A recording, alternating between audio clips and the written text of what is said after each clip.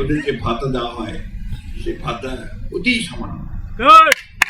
আমি নিজে পৌরসভার, আমাদের সময় ছিল পৌরসভার চেয়ারম্যান, আমি প্রায় 1988 সালে ঠাকুর পৌরসভার চেয়ারম্যান নির্বাচিত হয়েছিলাম।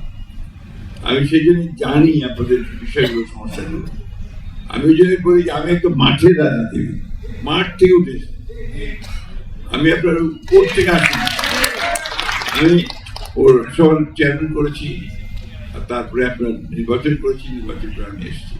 আমার কিন্তু আপনাদের সঙ্গে, তৃণমূল মানুষের সঙ্গে তাদের সমস্যাগুলো আমি বুঝি বলেই আমি কিন্তু আমরা সেইভাবে কাজ করার চেষ্টা করি।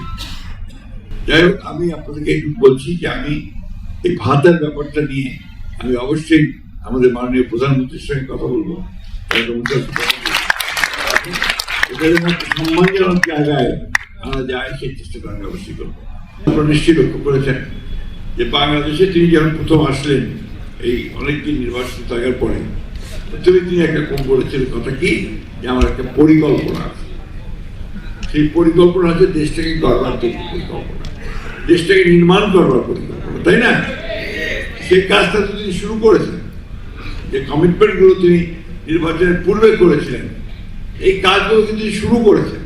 প্রতিটি উন্নয়নের ক্ষেত্রে আপনাদেরকে সম্পৃক্ত করা, জনপ্রতিনিধি সম্পৃক্ত করা, এটা খুব বেশি প্রয়োজন বলে আমি মনে করি। কিন্তু সরকারি কর্মচারী কর্মকর্তা দিয়ে ইউনো সাহেব সব করবে, তাহলে আপনার স্থানীয় সরকার শক্তিশালী হবে না।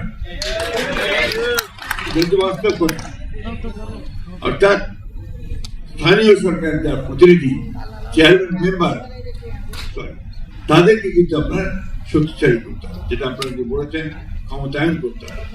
সেই ক্ষমতায়নটা হচ্ছে আপনাদেরকে শক্তিশালী করা, আপনাদের ক্ষমতা বৃদ্ধি করা। আমি বিশ্বাস করি যে বাংলাদেশের মানুষ সবসময় আপনার সঠিক পথটাকে বেছে নেয়। আপনারা যারা তৃণমূল পর্যায়ে রাজনীতি করেন, আপনার দেশটাকে সবচেয়ে ভালো চেনেন, মানুষগুলোকে সবচেয়ে ভালো জানেন, তাই না? আমাদের একদিকে যেমন আপনার আমাদের মহিলাদেরকে ক্ষমতায়ন করতে হবে, অন্যদিকে শিক্ষা ব্যবস্থাটাকে আমাদেরকে এগিয়ে নিতে হবে। একটা প্রায় 20 কোটি দেশের মানুষ, আমাদের সম্পদ অনেক সীমিত, এর মতো যে সমস্ত কাজ রাতারাতি হয়ে যাবে সে কথাটা মনে করার কোনো কারণ নেই। আরেকটা কথা আমাদেরকে জোর দিয়ে বলতে চাই, সব সময় বলি, আমাদের মধ্যে কিন্তু একটা নতুন একটা বিভাজনের রাজনীতি করার চেষ্টা করা হচ্ছে।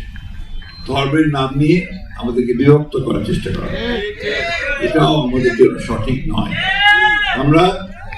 আমরা ইসলাম ধর্ম বিশ্বাস করি, আমরা সবচেয়ে সংখ্যাগরিষ্ঠ, কিন্তু আমাদের ধর্মে পরিষ্কার করে বলা আছে যে অন্য ধর্মকে যেন আমরা খাটো করে না দেখি, তাই না? এবং একটা ধর্মকে, আমাদের ধর্মকে যেন শুধুমাত্র আমরা সবসময় সামনে না নিয়ে অন্যান্যদেরকে যেন আমরা সেই একইভাবে আমাদের ট্রিট করার চেষ্টা করি। ধর্ম যার যার, রাষ্ট্র হচ্ছে সবাই।